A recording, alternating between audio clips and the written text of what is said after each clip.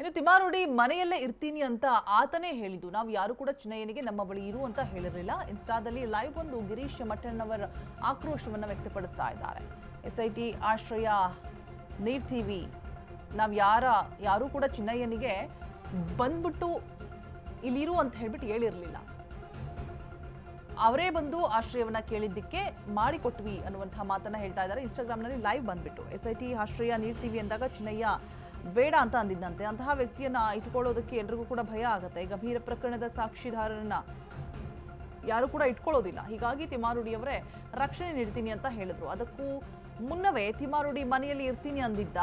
ನನ್ನ ತಲೆ ಭಾರವಾಗ್ತಾ ಇದೆ, ನಾನು ಎಲ್ಲ ಸಾಕ್ಷ್ಯಗಳನ್ನ ಹೇಳ್ತೇನೆ, ನನ್ನನ್ನು ಪೊಲೀಸರ ಬಳಿ ಕರೆದುಕೊಂಡು ಹೋಗಿ ಎಂದಿದ್ದಂತೆ. ಇಂತಹ ವ್ಯಕ್ತಿಗೆ ಆಶ್ರಯ ಕೊಡೋದು ತಪ್ಪಾ ಅಂತ ಗಿರೀಶ್ ಪ್ರಶ್ನೆ ಮಾಡ್ತಾ ಇದ್ದಾರೆ. ಅಂದರೆ ಆಶ್ರಯ ಅಕ್ಕಗೆ ಕೊಡಬೇಕಿತ್ತು ಅವನಿಗೆ ಅನ್ನುವಂತಹ ಮಾತುಗಳು ಬಂದಾಗ ಹೇಳ್ತಾ ಇರುವಂತಹ ಮಾತು. ಆತ SIT ಆಶ್ರಯ ಕೊಡ್ತೀವಿ ಅಂದಾಗ ಬೇಡ ಅಂದ. ಅದಕ್ಕಿಂತ ಮೊದಲು ತಿಮ್ಮಾರುಡಿ ಮನೇಲಿ ಇರ್ತೀನಿ ಅಂತ ಹೇಳ್ದ. ನನ್ನ ಎಲ್ಲ ಸಾಕ್ಷ್ಯಗಳನ್ನು ಹೇಳ್ತೀನಿ, ನನ್ನ ತಲೆ ಭಾರ ಆಗ್ತಿದೆ, ಎಲ್ಲವನ್ನೂ ಹೇಳ್ತೀನಿ ಅಂತ SIT ವಿಚಾರಣೆಯ ಸಂದರ್ಭದಲ್ಲಿ ಹೇಳ್ದ.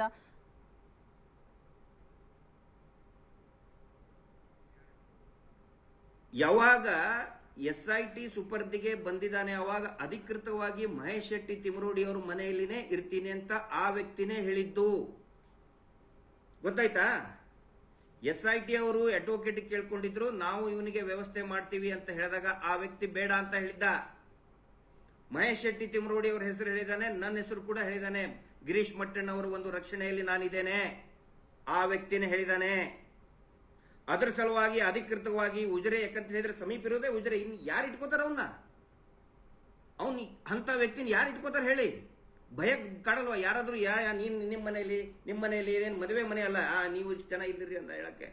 ಅಂತ ಗಂಭೀರ ಪ್ರಕರಣದ ಒಬ್ಬ ಸಾಕ್ಷಿದಾರನ ಯಾರು ಇಟ್ಕೊಳ್ತಾರ ಸ್ವಾಮಿ?